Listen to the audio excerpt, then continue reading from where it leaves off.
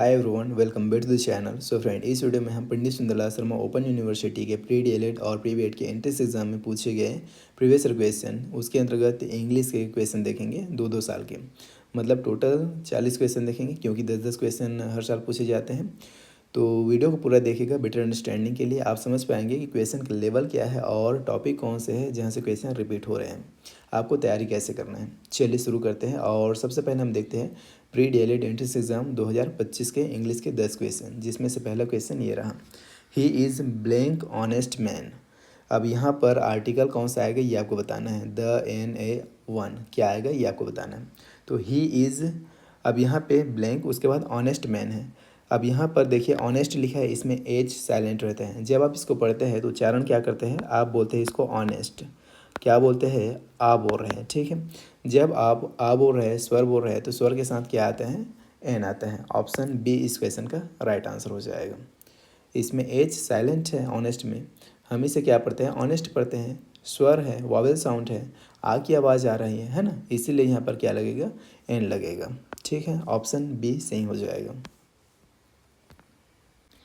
Blank how long you have been here, who, how, when, where. तो समय पूछने के लिए हमेशा हाउ लॉन्ग, कितनी देर से, का इस्तेमाल करते हैं। यहाँ पर क्या आ जाएगा, how. How long you have been here. The adverb of brave is, brave का एडवर्ब बताना है आपको।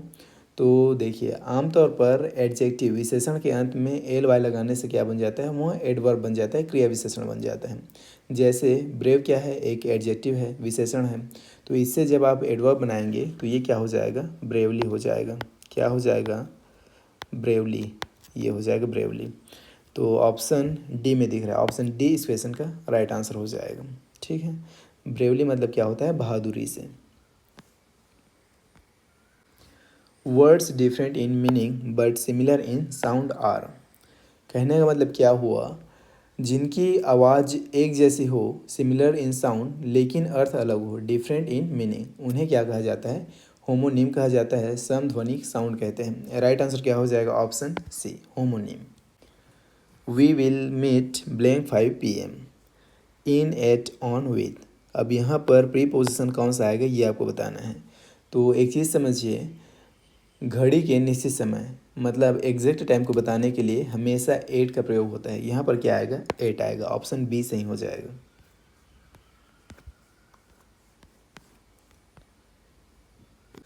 The officer blank out 5 minutes एगो, is gone, had gone, went, has gone. अब यहाँ पे देखिए वाक्य में एगो क्या दिया गया है, एगो दिया गया है पहले, मतलब एगो का मतलब क्या होता है, पहले। वाक्य में एगो लगा है, पहले लगा है, जो पास्ट टेंस की निशानी है, इसलिए वर्ब की सेकंड फॉर्म आएगा, है ना। वर्ब का सेकंड फॉर्म यहाँ पे बिल्कुल सही बैठेगा। तो वर्ब का सेकंड फॉर्म कहाँ है, वेंट, ऑप्शन सी में। क्या हो जाएगा, the officer went out 5 minutes एगो। So easy. Which of the following pairs correctly matches a masculine noun with its feminine form? King, princess, actor, actress, lion, liner, father, mothers। तो यहाँ पर देखिए actor का एक्ट्रेस, अभिनेता का अभिनेत्री होता है। ऑप्शन बी बिल्कुल सही है। अभिनेता के क्या होता है, अभिनेत्री होता है, बाकी सब क्या है, गलत लिखे। ऑप्शन बी इस क्वेश्चन का राइट आंसर हो जाएगा। Which sentence is written in the past tense? She plays the piano every day. He will go to market tomorrow. They watched a movie last night. I am studying for my exams.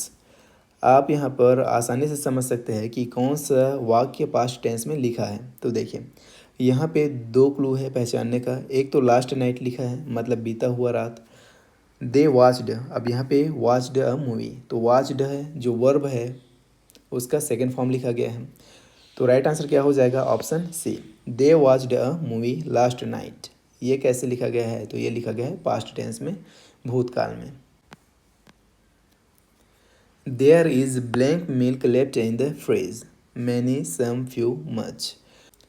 अब यहाँ पर एक चीज़ समझिए, दूध uncountable है जिसे गिना ना जा सके, और पॉजिटिव वाक्यों में हम सम, कुछ या थोड़ा का इस्तेमाल करते हैं। तो यहाँ पर क्या आएगा, सम होगा। ऑप्शन बी सही हो जाएगा। There is some milk left in the fridge. I blank no idea what was happening. Have been, had been. तो देखिए वाक्य का दूसरा हिस्सा वास हैपनिंग, यहाँ पर क्या लिखा है वास हैपनिंग, पास्ट टेंस में है, इसलिए पहला हिस्सा भी पास्ट में होगा। इसलिए हैव की जगह क्या आएगा, हैड लगेगा, मुझे कोई आइडिया नहीं था। I had no idea what was happening, क्या आ जाएगा option C, I had no idea what was happening. चलिए अब आगे देखते हैं प्री डीएलएड एंट्रेंस एग्जाम 2024 में पूछे गए इंग्लिश के 10 क्वेश्चन, जिसमें से पहला क्वेश्चन ये रहा, can I borrow blank books some any few much. अब यहाँ पर एक चीज़ समझिए, जब हम किसी से विनती करते हैं, रिक्वेस्ट करते हैं, तो सवाल इंट्रोगेटिव होने के बावजूद एनी की जगह क्या आता है, सम का इस्तेमाल किया जाता है। इस क्वेश्चन का राइट आंसर क्या हो जाएगा, option A, can I borrow some books. He gave a talk blank the causes of dengue fever of about for on. जब कोई किसी विषय पर भाषण या टॉक देता है तो हम प्रीपोजिशन ऑन का प्रयोग करते हैं, गेव अ टॉक ऑन होगा, क्या हो जाएगा, ही gave a talk on the causes of dengue fever. Option D इस क्वेश्चन का राइट आंसर हो जाएगा। One who believes in fat.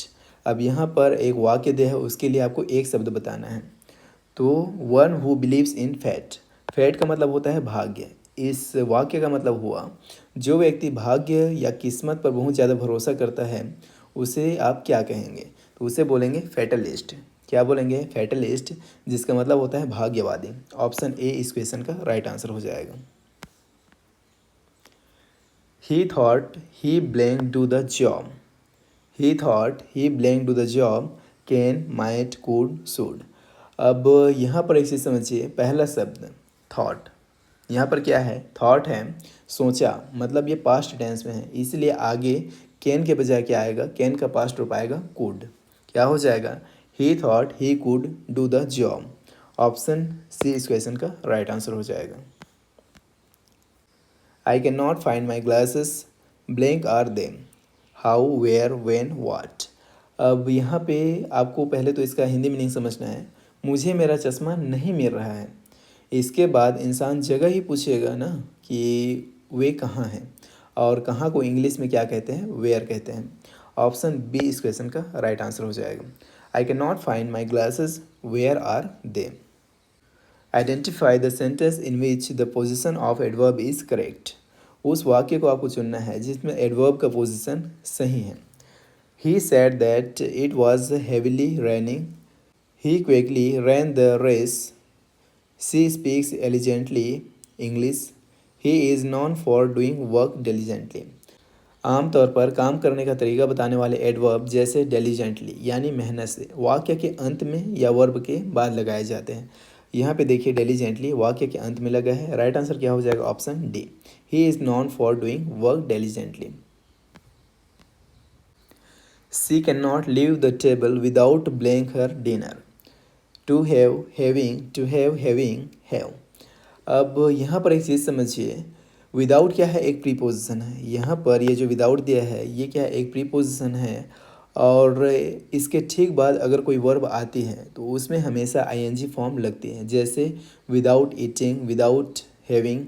तो इस क्वेश्चन के अकॉर्डिंग राइट आंसर क्या हो जाएगा, विदाउट हैविंग, मतलब option B, she can not leave the table without having her dinner. Option B इस क्वेश्चन का राइट आंसर हो जाएगा।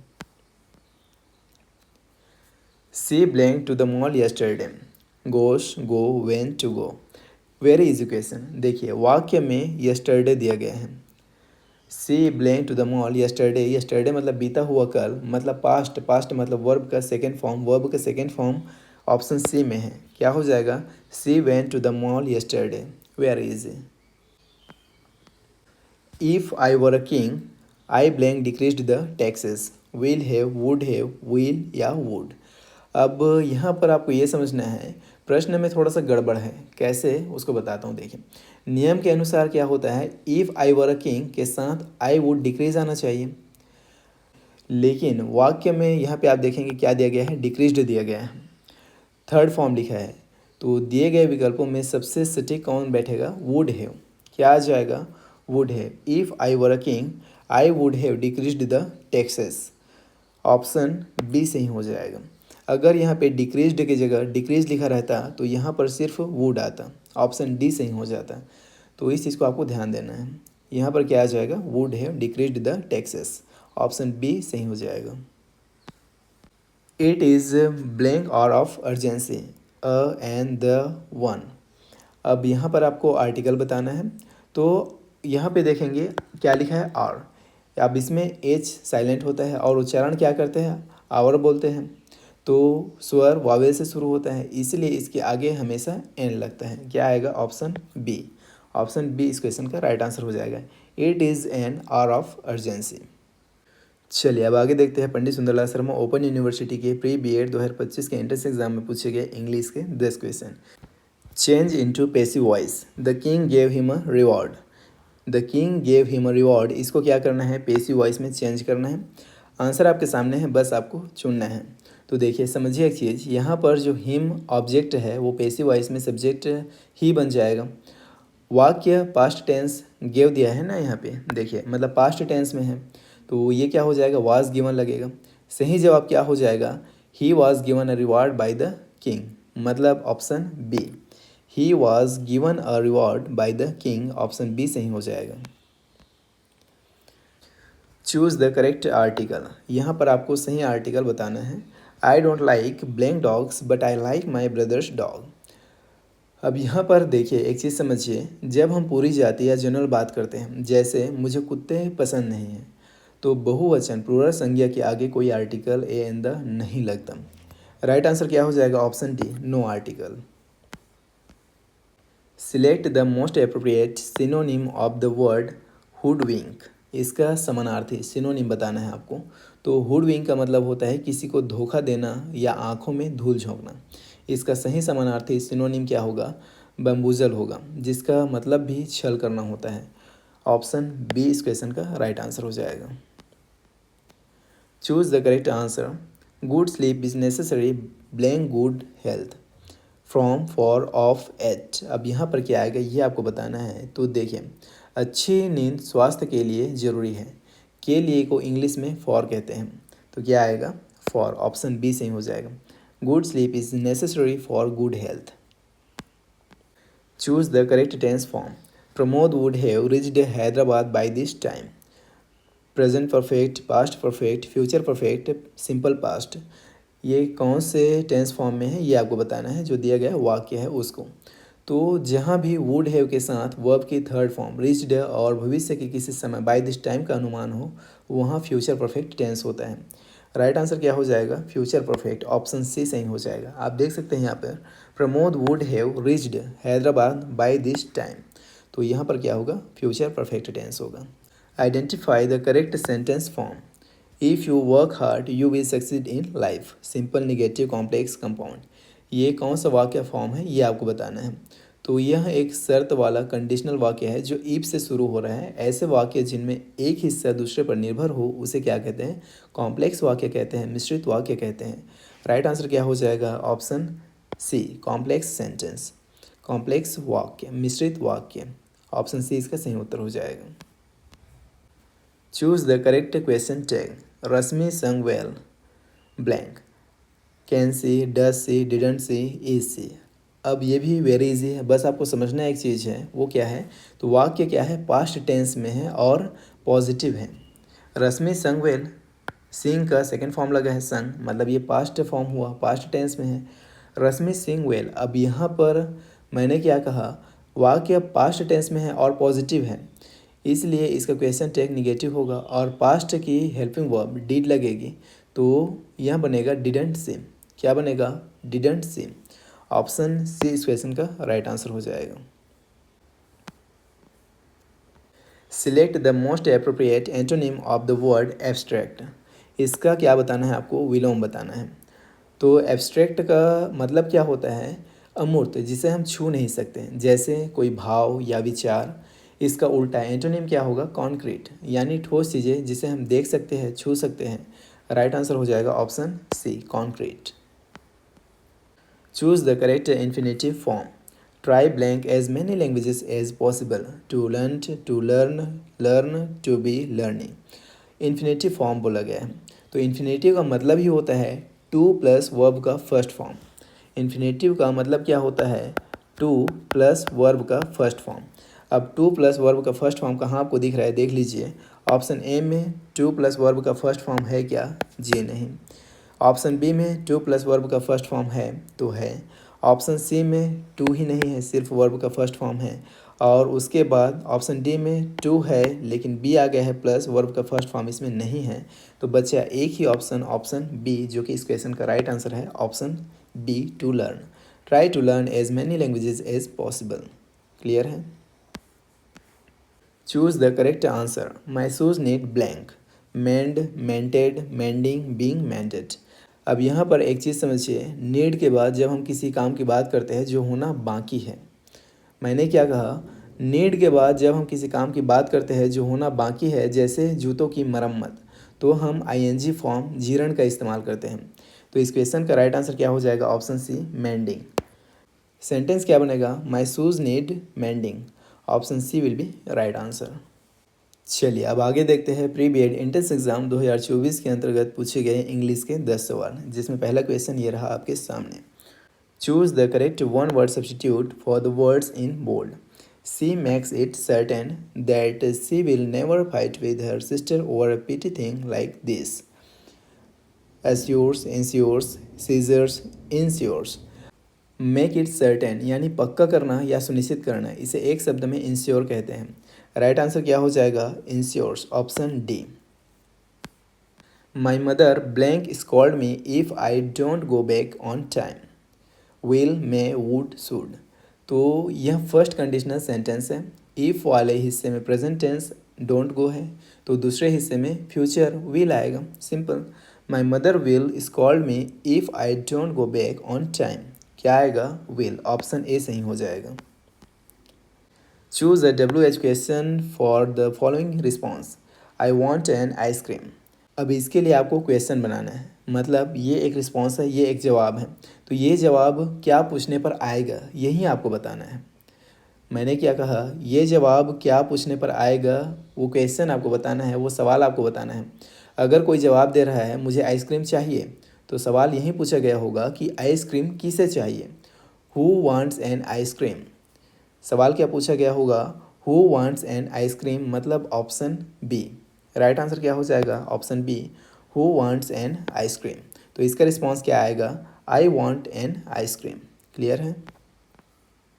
I will have completed my task blank Friday till by on in. तो यहाँ पर देखिए, will have completed क्या दिया गया है? विल हैव कंप्लीटेड मतलब फ्यूचर परफेक्ट टेंस। अब इसमें डेडलाइन बताने के लिए हमेशा बाई का प्रयोग होता है, यानी शुक्रवार तक। क्या हो जाएगा? I will have completed my task by Friday. Option B सही हो जाएगा। Sid called me yesterday. I was not able to attend his call. Choose the correct complex sentence.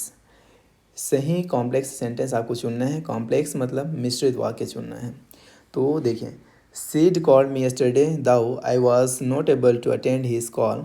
Sid called me yesterday and I was not able to attend his call. Sid called me yesterday but I was not able to attend his call. Sid called me yesterday even. इसके आगे तो sentence ही नहीं है। अब देखिए कौन सा complex sentence नहीं है, उससे पहले समझिए। बी में एंड लगा है और सी में बट लगा है। एंड बट लगा है तो ये दोनों क्या बन गए? कंपाउंड सेंटेंस बन गए। और जो डी है ये सेंटेंस पूरा है ही नहीं। Seed called me yesterday even, उसके बाद आगे का वाक्य दिया ही नहीं है, तो ये कंप्लीट ही नहीं है। बचा एक ही ऑप्शन जो कि इस क्वेश्चन का राइट आंसर है, वो है option A. She'd called me yesterday though I was not able to attend his call. अब ये आंसर क्यों है उसे समझिए। यहाँ पर क्या लगा है? दाउ लगा है। हालांकि इसका इस्तेमाल करने से यहाँ एक कॉम्प्लेक्स सेंटेंस बन जाता है। राइट आंसर हो जाएगा option A. There is blank juice and some eggs in the fridge. Juice को गिना नहीं जा सकता, अनकाउंटेबल है, और जहाँ थोड़ी मात्रा होती है वहाँ अ लिटल लगाते हैं। फ्यू गिने जा सकने वाली चीज़ों के लिए आता है, तो यहाँ पर क्या आ जाएगा? A little. ऑप्शन बी सही हो जाएगा। There is a little juice and some eggs in the fridge. I am blank travel to Ireland for vacation next month. Going, will go, going to, went to. अब यहाँ पर एक चीज़ समझिए, जब हम भविष्य का कोई प्लान बताते हैं तो आई एम गोइंग टू का इस्तेमाल करते हैं। क्या हो जाएगा? I am going to travel to Ireland for vacation next month. Option C सही हो जाएगा, I am going to. My son is blank apple of my eye, a an the there.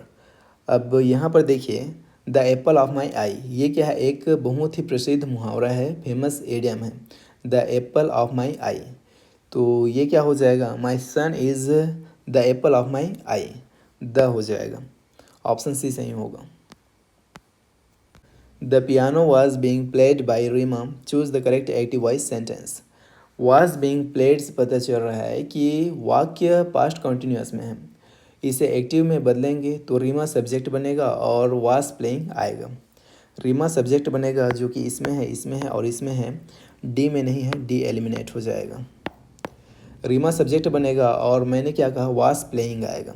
तो वाज प्लेइंग इसमें नहीं है, इसमें नहीं है, और ये तो डी एलिमिनेट हो ही गया है, तो ए बी यहाँ से एलिमिनेट हो गया। बचा क्या? ऑप्शन सी, जो कि इस क्वेश्चन का राइट आंसर है, Reema was playing the piano. If they had been more careful, this would not happen, will not happen, would not have happened, could not। अब यहाँ पर देखिए, ये सेंटेंस कैसे पूरा होगा ये आपको बताना है। तो सेंटेंस बना कैसे है उसे समझिए। यह थर्ड कंडीशनल है। नियम कहता है if plus past perfect had been. यहाँ पर देखिए, इफ़ प्लस पास्ट परफेक्ट मतलब हैड बीन है, तो आगे क्या आएगा? तो आगे always would have plus verb का थर्ड फॉर्म आता है, तो वुड हैव और वर्ब का थर्ड फॉर्म ऑप्शन सी में है। राइट आंसर क्या हो जाएगा? ऑप्शन सी। क्लियर है?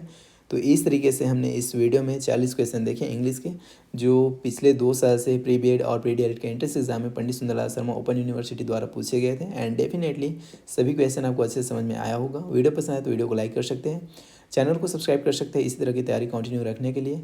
बाकी ये जो पीडीएफ है, क्लास नोट है, एज इट इज़ मार्क किया हुआ, आपको टेलीग्राम में मिल जाएगा। टेलीग्राम ज्वाइन करने का लिंक आपको वीडियो के डिस्क्रिप्शन में मिल जाएगा, पिन कमेंट में मिल जाएगा, चैनल में मिल जाएगा, और डायरेक्ट सर्च भी कर सकते हैं टीचर 3.0, और टेलीग्राम ज्वाइन करके सभी पीडीएफ को फ्री ऑफ कॉस्ट डाउनलोड करके अपने रिवीजन में इस्तेमाल कर सकते हैं। बाकी एग्जाम के लिए बेस्ट ऑफ लक। हम आपसे मिलते हैं नेक्स्ट वीडियो में। Till then take care and bye.